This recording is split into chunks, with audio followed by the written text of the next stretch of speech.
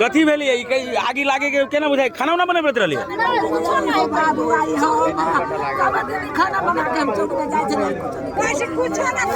तार उर कहोनो शॉर्ट रहली की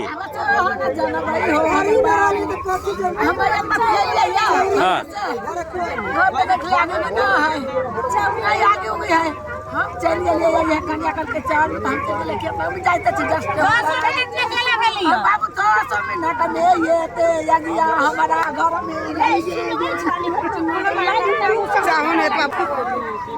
चाय आन दिन तक कलौवा बनित रहले या कलौवा लोग के जाते लोग माली भैया इतनी तो वही घर में तो कहे भूसा उसा मात्र खाली रहले ना सब तो महला पर रहरिया खेसारी सब कुटा के गहूम कुटा के वही घर में चौकी पर धैले रहले कुछ न रहे सब चीज रहे। दर्शक भी नमस्कार।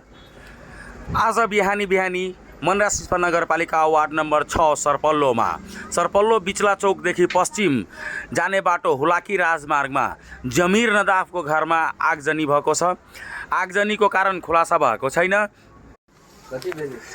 फायर ब्रिगेड दमकल र नगर प्रहरी लगायत स्थानीय प्रहरी र सशस्त्र प्रहरीको सहयोगमा आगोलाई नियन्त्रणमा लिइसकेको छ, तर अहिलेसम्म धनमालको कति नुकसान भएको छ स्पष्ट भएको छैन। धन्यवाद।